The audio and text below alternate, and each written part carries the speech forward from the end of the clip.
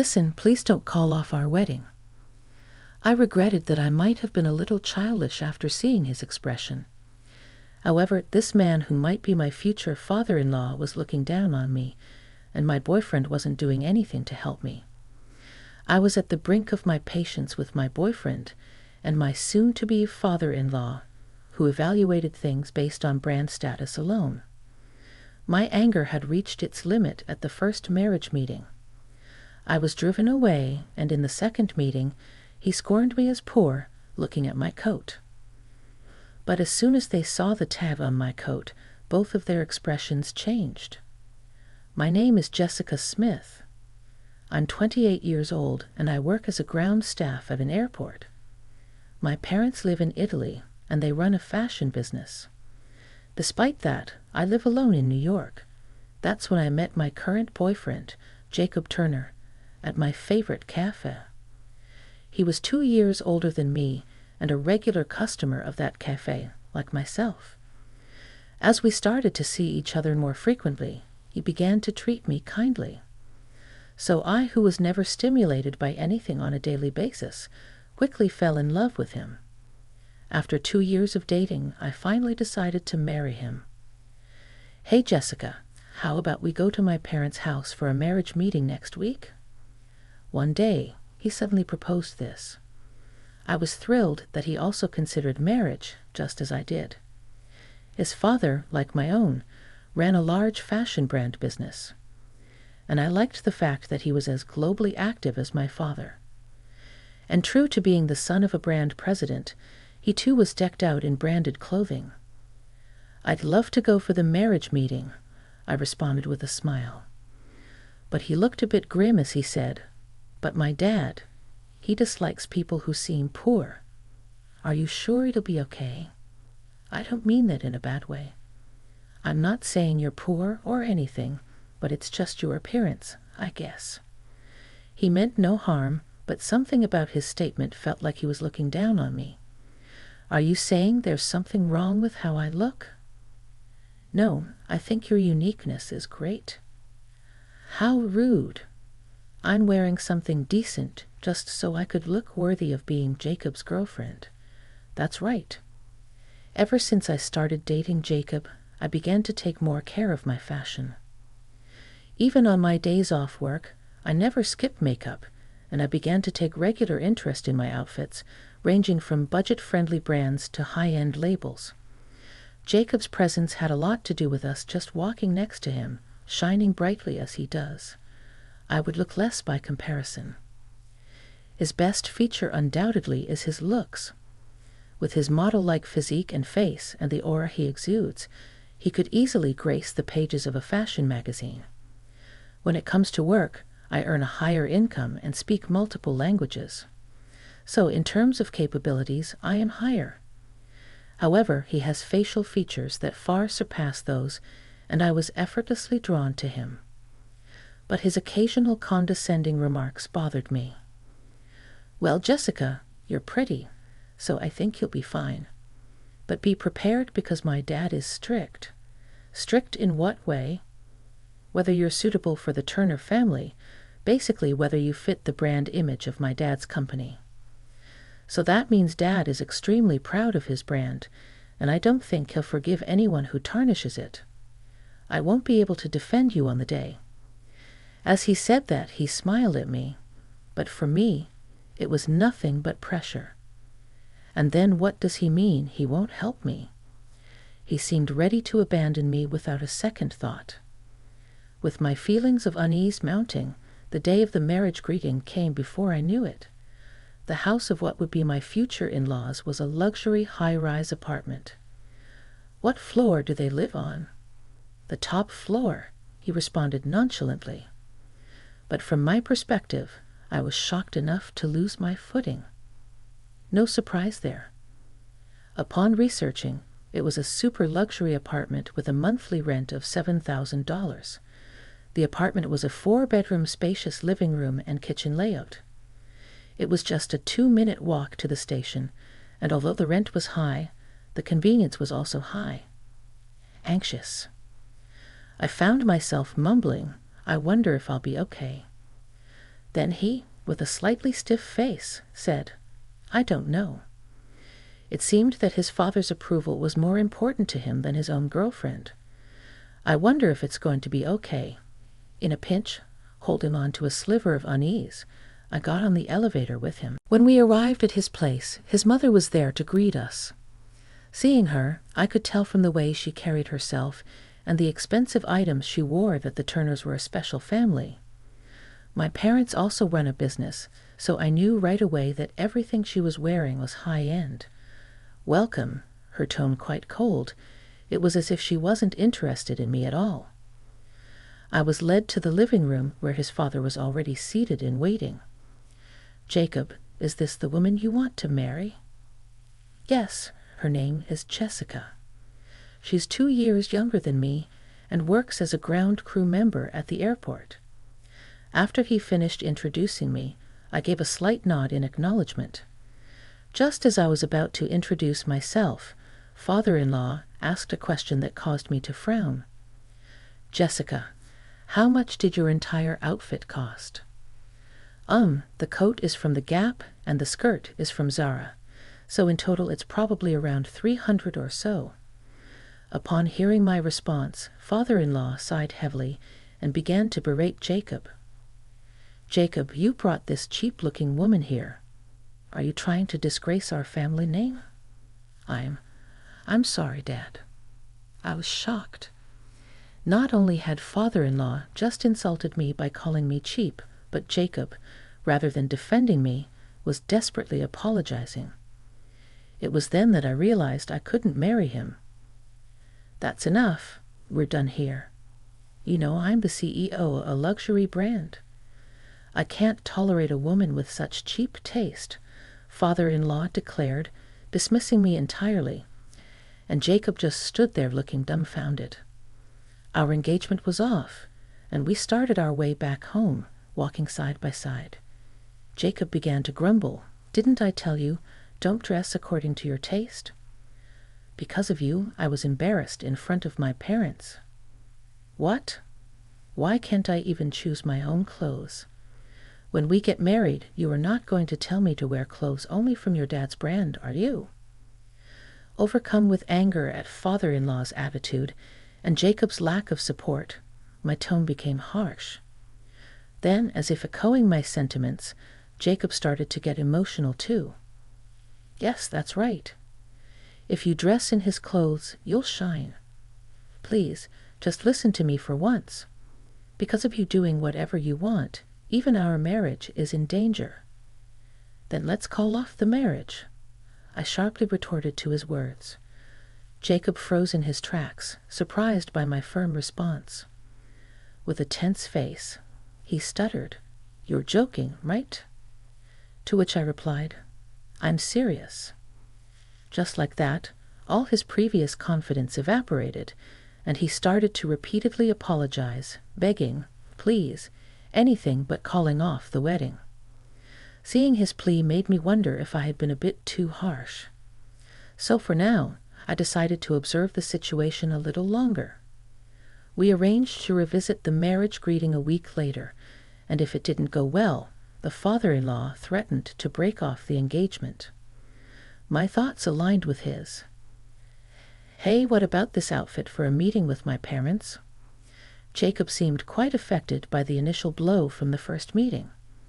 His main concern seemed to be not upsetting his father. Clearly, his father's opinion was more significant than our impending marriage. That's why he was able to confidently suggest the same brand of clothing his father wears. "I'll choose what I wear. If you're going to interfere, let's break up right here and now." Seeing his behavior, my desire to marry him was slowly fading. So, as a secret weapon, I decided to call my dad. I told him everything that had happened. Fast forward to the day of the second marriage meeting. Jacob seemed nervous from the morning. As for me, I was calm. However, one difference was my outfit. The clothing I was wearing was all made in Italy, something I had requested from my dad. He runs a brand overseas and also sells it in the U.S. Sensing the situation was not good, My dad had someone from his American branch deliver the clothes. Since Jacob was at work when it arrived, he had no idea about it. Looking at my new coat, he had a puzzled expression, but didn't say anything due to the lack of time before our scheduled meeting. On the way to his parents' house, he pleaded with me, "Please, let's just make this meeting successful, okay? You want to marry me, don't you?" The look on his face implied that I should feel honored to have the opportunity to marry him. But inside, I wasn't excited about getting married anymore. The distrust had grown too much because of everything that had happened. I hid this from him by putting on a false smile. "I'll do my best." When we arrived at his parents' house, his father came to greet us this time. Apparently, my mother-in-law was out. As soon as we stepped into the house, my father-in-law started speaking. Hey, Jacob, what's the meaning of this? Didn't you promise to dress her in my brand?" His pride in his brand was much greater than I'd imagined. He once told me that even a pair of socks from his brand cost more than $200. "I'm sorry, Dad." Jessica insisted on choosing her outfit. Then my father-in-law let out a sigh and said, "Ah, Jessica, could you please not destroy our family brand image? I mean, wearing such a cheap-looking coat." He examined my new coat closely as he spoke. "That's a knockoff, isn't it? At first glance, it looks like a Louis Vuitton, but it's not." He took out his phone and started searching for something. I guess he was probably checking the price. "I found it. There's a knockoff that looks just like your coat, and it's cheap too. Even if you don't wear our brand, there must be something a little better than that." My father-in-law began ruthlessly picking apart my appearance. His behavior was outrageous, and it was clear that this was no longer about a meet and greet for our marriage. Jacob remained tense in front of his father and did nothing to defend me. "Well, sit down and get that $60 coat off. You look poor," he smirked as he spoke. Apparently, there was a similar product to my coat priced at $60. In reality, it's missing 3 zeros. At this point, I'd reached the end of my patience. "I'm sorry, may I borrow a hanger?" I tried to reach for a hanger nearby. Then my father-in-law said, "For a cheap coat like that, a hanger is too good. There's a basket over there, use that. Jacob, get it for her." He then ordered Jacob to hand me a laundry basket. He was behaving just like his father's puppet. He wouldn't say anything even though we made eye contact. However, he froze when he saw the label peeking out from my coat, which I had reluctantly placed in the basket. "Dad, this coat's label. It says Prada." "What? What?" Both of them looked shocked. My future father-in-law, who had cavalierly labeled my coat as cheap, changed his expression as soon as he saw the tag. "Oh, Jessica, why didn't you tell us earlier? You're wearing something quite impressive," father-in-law said, trying to force a smile on his face. I gave him a cold stare back, and then I spoke. "About that marriage thing, let's call it off, please." They both looked surprised. "What do you mean, Jessica?" "It's only natural. Even if he's your own father, if you can't stand up for your future wife when she's being bullied, I wouldn't want to welcome you as my husband." But this is what?" When I asked back, he looked down and stayed silent, not knowing what to say. "Also, father-in-law, this coat is from a brand my father runs. And when I said Prada, this is a collaboration piece with Prada, and my father led the project. There are only 5 of these made in the world, and it costs $60,000. $60,000! Father-in-law reacted as if he had been struck by lightning. I later learned that the most expensive coat from father-in-law's brand costs around $12,000. Although that's quite high-end in general, it's not even close to mine. So big brand CEOs judge people by their appearance, huh? Father-in-law was at a loss for words. To the 2 of them, I continued. And Jacob, don't you think you were getting a little too full of yourself just because you're the son of a CEO? Sure, you look good, and you wear nice things, but what's inside doesn't match up. What? What are you saying? Jacob tried to argue back, but from my perspective, him getting angry was ridiculous. So you can justify it. You left me alone to take all the bullying and even pressured me to succeed the second time around. How would you feel if our roles were reversed? Well, that's... I don't want to be hurt any more than I already have, just so you can save your pride, I said to him sternly. At that, he became quite subdued and just said, I'm sorry. Then, as Jacob turned to my father-in-law, he said, Of course, I'll approve the marriage. I was wrong. Please, calm down. Still under the misconception that he held the upper hand, I was thoroughly disgusted by his behavior. I sighed deeply, which caused my father-in-law to jolt in surprise. He looked at me nervously. Do you know the ultra-luxurious Italian brand Ruby? Ah, of course. They're one of the top brands worldwide. I know the CEO. My coat is from Ruby. It's a collaboration with Prada. I see. Well, the point isn't that. It's that I'm the daughter of the CEO. What? You're joking. Both of them stared at me wide-eyed. They opened and closed their mouths as if trying to speak, but no words came out. I could tell they were struggling. I wanted to tell you formally when we announced our engagement, but that didn't seem appropriate given the circumstances. So I've been disrespecting the daughter of a more prestigious brand this whole time.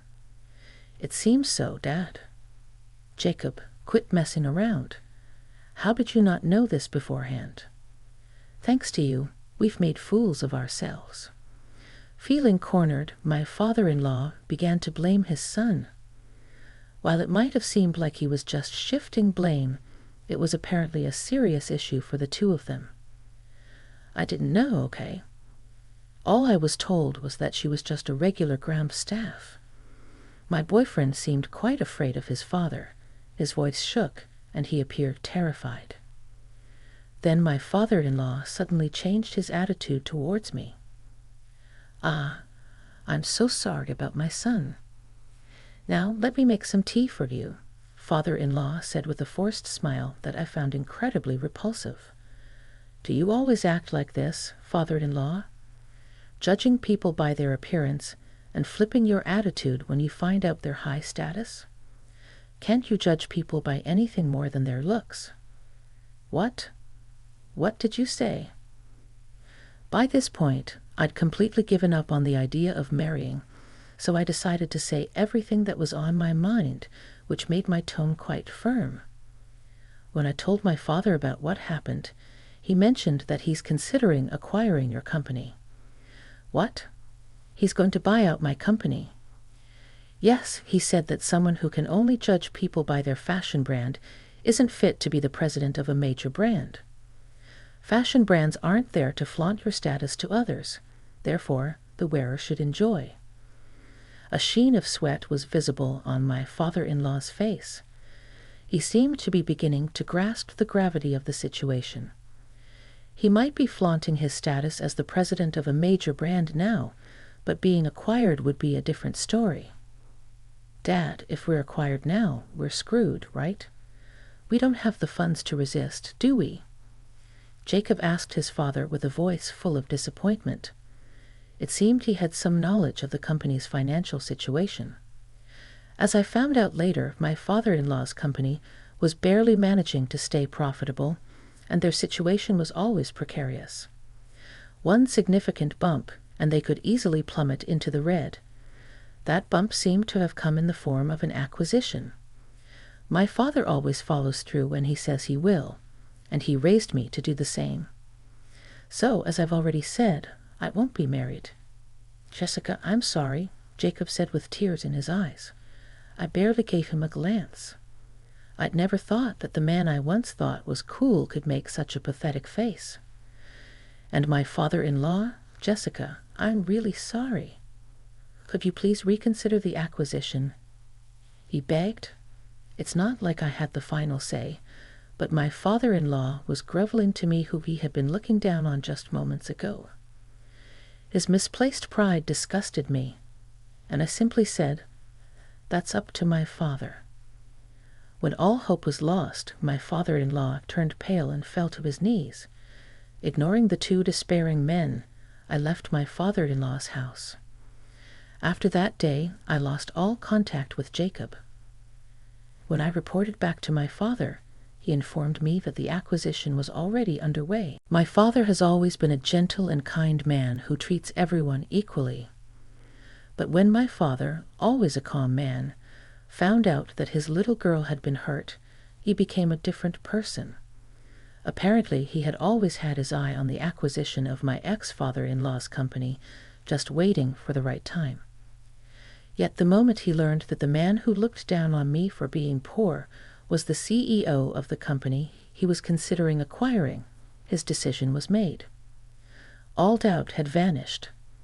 He said, in the acquisition, my father promised to secure the conditions of all employees except for the CEO.